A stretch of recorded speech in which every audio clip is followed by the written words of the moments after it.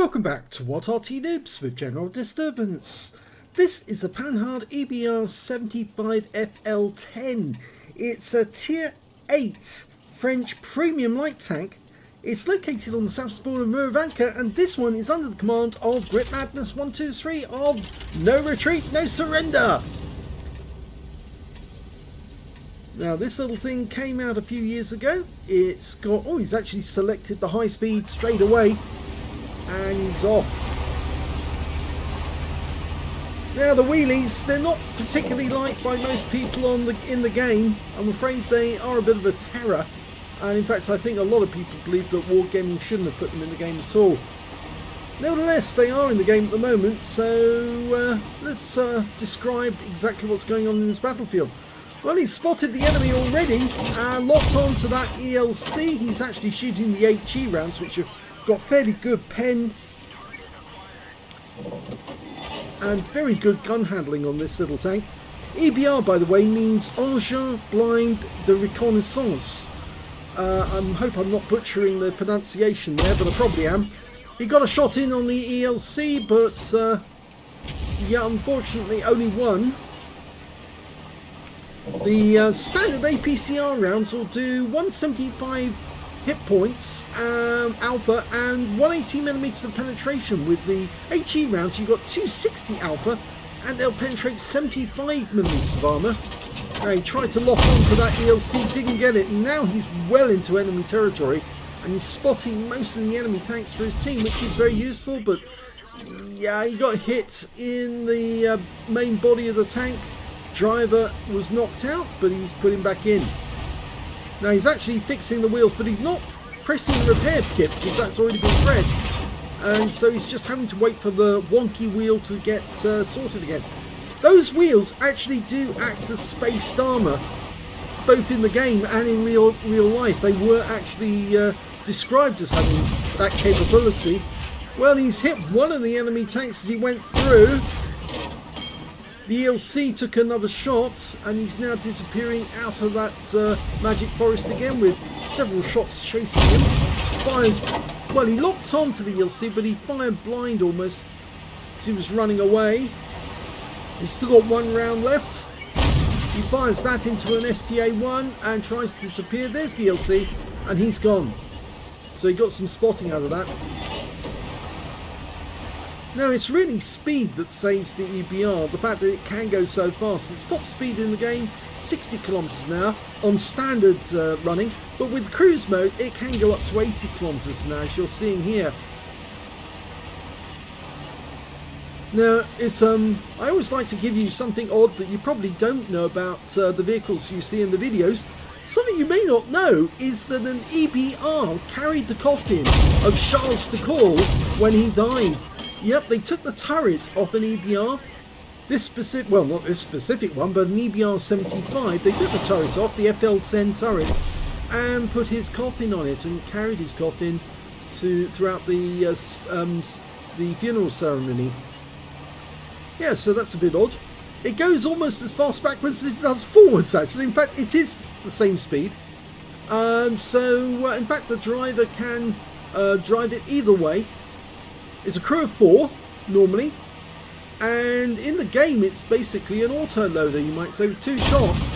Ooh, he just come up against the Renegade there. Now he needs to get away because that guy is dangerous. Yes, it's an auto-loader. The standard reload time is 9.5 seconds, and he's got slightly less than that, 9.17.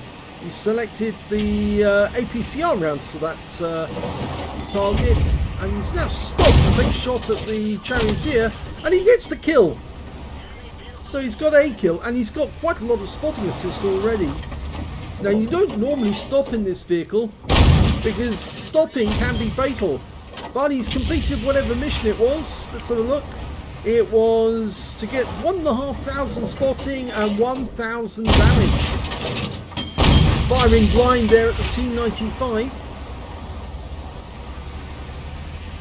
In fact, he's completed both parts of his mission. Just needs to stay alive, I think, for the rest of the battle.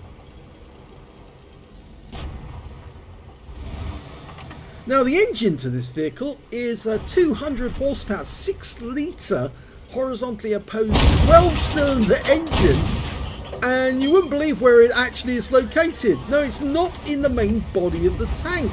It's in the floor. Yeah, the crew is standing on the engine. It's actually beneath the floor, so in order to and the turret basket, so to speak.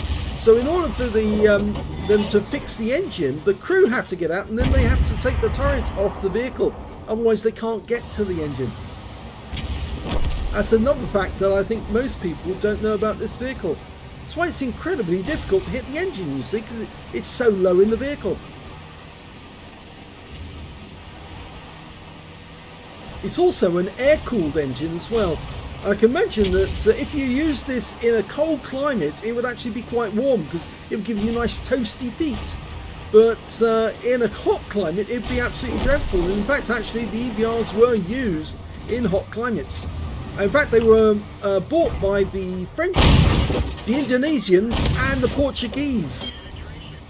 And they built 1,179 of these little buggers, excuse my language, and they produced them during 1951 to 1960, and there's quite a few now that are in private hands in decent condition.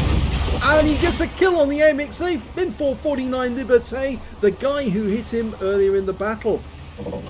And that's it, the game's over. He survived. Here's the end of battle stats, and that was the second class tanker game for gritmaddness123 in the Panhard EBR 75 FL10. The FL10 bit stands for the turret, which was made by 5 Lille. Yes, I think it's the company name 5 Lille. Anyway, he managed to get a spotter badge for spotting at least 1,000 hit points of damage, a bruiser medal for getting at least 5 critical hits. He managed to get 8, but he did a lot of shooting at the enemy, and a fire for effect for doing more damage than hit points for his own vehicle. He spotted 8 enemy vehicles. If he'd spotted 1 more, he would have got a scout medal as well from this battle. Let's have a look at team score.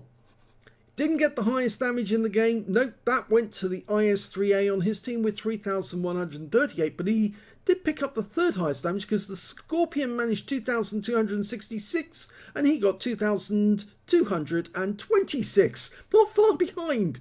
When it came to kills, he shared the top spot because he managed to get 2 kills, so did the Panther 2, the SDA-1 and the IS-3A.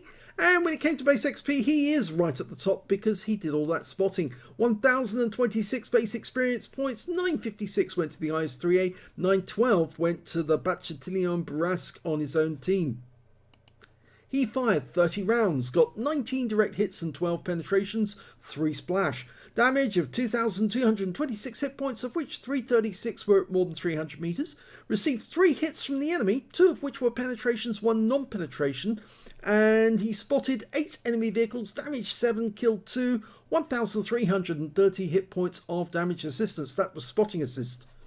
On a premium count, he earned 56,607 credits for the game, 40,000 for personal mission payout, and after ammunition resupply, consumables and repair, he took away a profit of 108,024 credits. Yes, this tank does produce a fair decent amount of credits because it's a premium vehicle.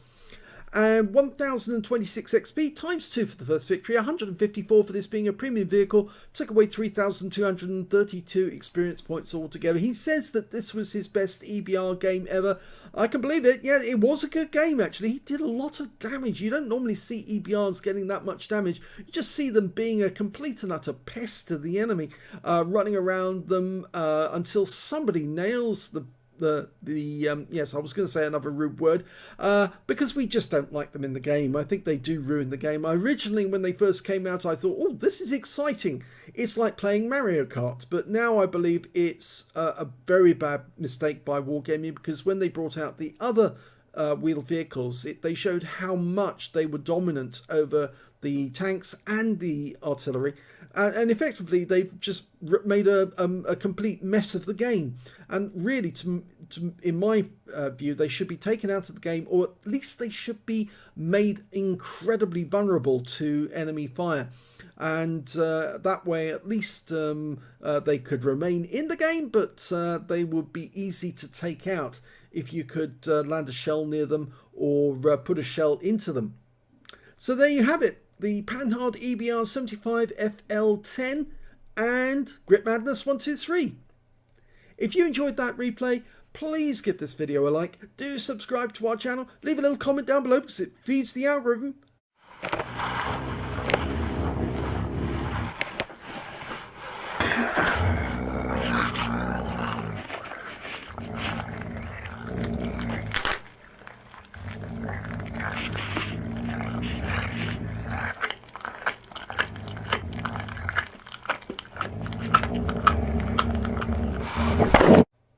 And thank you for watching.